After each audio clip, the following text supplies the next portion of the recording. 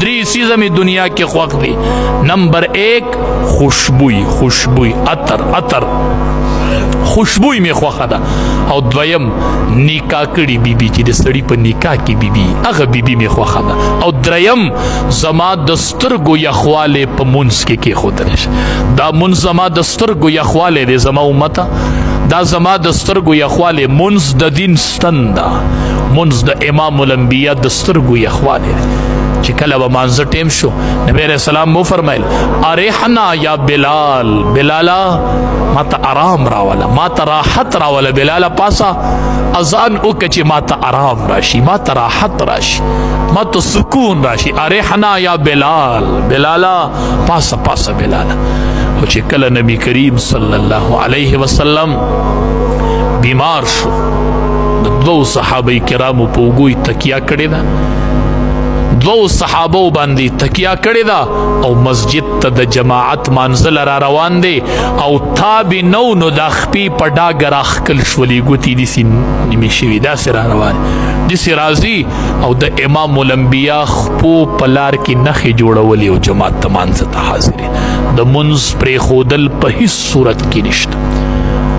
په ولاړې نشي کولی، شریعت وی په ناستې وکړه، په ناستې نشي کولی، شریعت وی په ملاستې وکړه. په هیڅ صورت کې د منځ پرېښوده په شریعت کې نشته. منځ دی، منځ به کوې، صدقې ورکوه، ښه کارونه کوه، خو دا ټول د فرض مون نه پس کوه. چې په سړي باندې قرض 15 روپۍ دی، دی رالګي 15 روپۍ صدقه ورکړي، دا دی ښه کار کوي. دا 15 روپۍ صدقه دی نه ورکوي، ول دی دا 15 روپۍ قرضه ورکړي، بیا دی اله صدقه. چې قرضه پې نو د صدقه نه کېږي، نو په ده باندې فرض منځ دی، دی نوافل کوي، دی صدقات ورکوي. نه، اول فرض منځ وکړه، نوافل وروستو دی.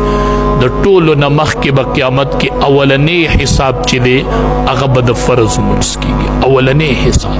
او دا د ژوند یو معمول وګرځوئ چې منځ په جمع سره کوئ، فرض منځ کوئ او په جمع سره یې کوئ.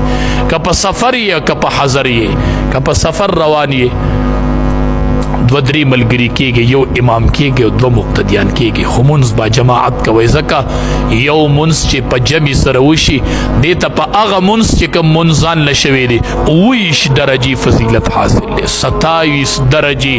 دا هره ورځ زمونږ نه پوت کېږي د جمع منځ. نو منځ او بیا با جماعت منځ دا د ژوند معمول وګرځوئ چې زه به منځ نه پرېږدم. ښه چې اذان شروع شو وایي دا ما ته د رب د طرف نه اواز راغی، دا هغه منځ دی چې د ټولو نړومبې په قیامت کې زما سره د دې منځ حساب کېږي. منځ کې به نیټه وټۍ نه کوئ، فرض منځ پټې. که بنده ځان جوړوي ړومبې شروع به د فرض منځ نه کوي، د فرض منځ نه به اول شروع کوي. امام الانبیاء به د فرض منځ ډېر اهتمام کو، ډېر اهتمام به یې کو. او دا یاد ساتئ چې کوم نوکر د فرض منځ نه کېدی ځان سره کار کې به شریک و، دی په نوکرۍ ماله، په د دیاړي مه کوه، په د کور مه جوړوه. چې یو سړی فرض منځ نه کېدی ځان سره کار کې مه شریکوه، دی د الله سره خیانت کوي، دی به تا سره ولې بیا خیانت نه کوي، دی به تا سره څه وفا وکړي. چې سړی د لوی ذات سره خیانت کوي او 15 ټیمه فرض منځ نه کوي، دی ځان سره کار کې مه شریکوه. ښه د ده په خوله یقین مه کوه چې دی دا اهمه فریضه پرېږدي، دی به تا سره رښتینی نه شي چېرته. ښه دا به رښتینی نه ښه. او د منځ دا برکت دی. الله اکبر. سړی وایي چې ټوله ورځ مې دا سر الله ته په سجده ایښی وي، خدای دې موږ د جهنم نه بچ کړي. خو چې وی نبی علیه السلام فرمایي چې جهنم ته زما امت لاړ شي که نه، دا به ایره شي، خو د سجدې ځایونه به یې نه سوځي. ښه دا په باقي چې په کومو ځایونو یې سجدې لګولې، دا به د جهنم اور نه سیزي چې په دې سجده لګېدلې ده، په کم اندام چې سجده لګېدلې ده دا به اور نه سیزي. ښه تاسو ته پته شته؟ تاسو ته به څنګه پته لګي چې موږ نه الله خفه دی؟